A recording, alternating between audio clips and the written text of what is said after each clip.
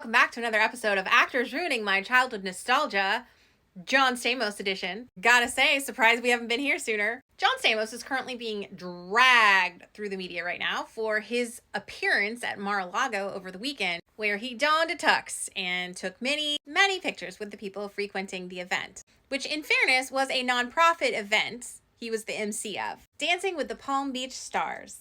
So you can see the sign back there. However, given the fact that we are currently teetering on the edge of fascism and economic despair, it really did rub people the wrong way when he showed up at Trump's Mar-a-lago and fraternized with everyone there, with absolutely no statement issued explaining why he detests the policies of the Trump administration, how they're harming this country, etc., etc., etc. John Stamos has previously publicly supported the Democrats, talking about even paying his fair share of taxes, which we like, but I am getting tired of these celebrities that refuse to speak out publicly when they have platforms like this. So this would have been a great opportunity for him to say, I am utilizing Mar-a-Lago to raise money for this very important event, despite the fact that our president is doing all of these harmful things, harming all of you, and should stop, and really should step down.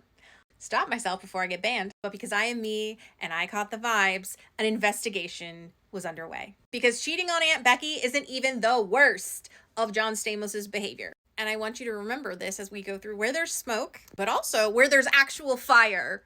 There's something, you know? The same PR people who are working overtime to correct the narrative in the media that John Stamos is a bad guy, like a Republican MAGA guy. Those same people obviously did an excellent job covering up this little scandal because I don't remember it. And guess what? When someone rapes a woman, seems like something we shouldn't forget. The event actually happened in Finland, not Switzerland, but it's pretty much what it says it is. And we know this because John Stamos told Jane Magazine back in 2005. And they're like, what's the worst way you've screwed someone over? And he's like, ooh, I know. Literally, let me tell you about how I helped rape a girl.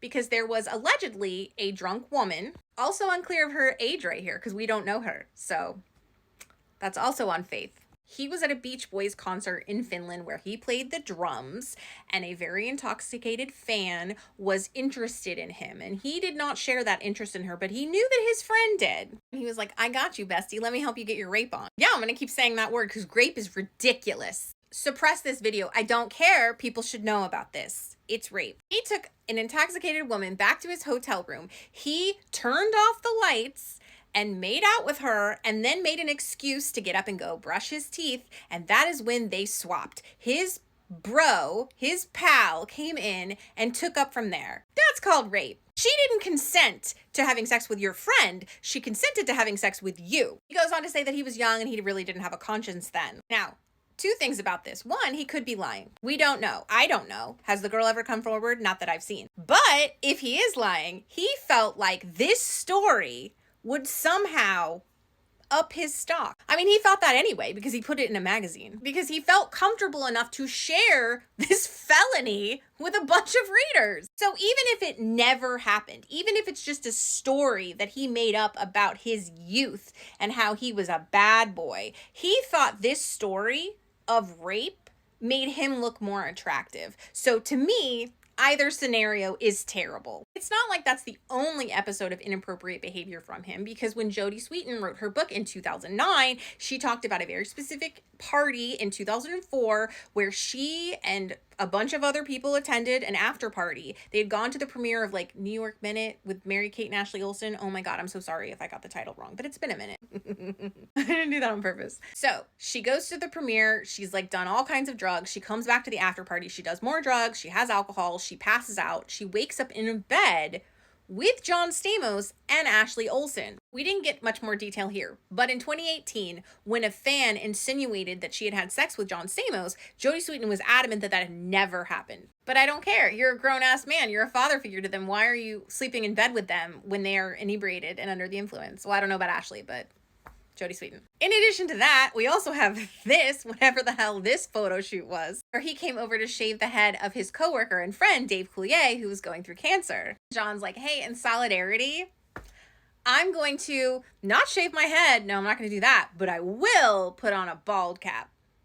I will take pictures with you, and I will Facetune the hell out of any mention of the bald cap scheme. And very justifiably, this man was dragged to hell and back on social media for this. But here's the part that's wild. He's shocked by the backlash. He says he's shocked by the bald cap backlash. Sir, you didn't care enough about your friend to shave your head in solidarity, and you pretended to instead, and you think that that makes you a good person?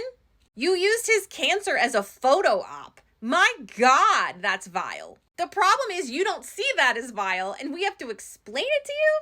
This is the biggest red flag. Like, at no point did someone come to you and say, hey, John, maybe you want to reconsider this. And at no point did you think, yeah, you know what? Exploiting someone with cancer to further my career and image is not a good thing. Now, in his younger days, John Stamos admittedly talks about how he was not sober. There was a DUI incident, and eventually he checked himself into a 30-day program and became sober. He said he really hated his life at that point, the person that he become, and he went to the program to become sober and be a better person, a happier person. But like half of what I talked about was after that, so. Sure, no one's perfect and people make mistakes, but bragging about rape is pretty much an offense you can't come back from in my book, so bye.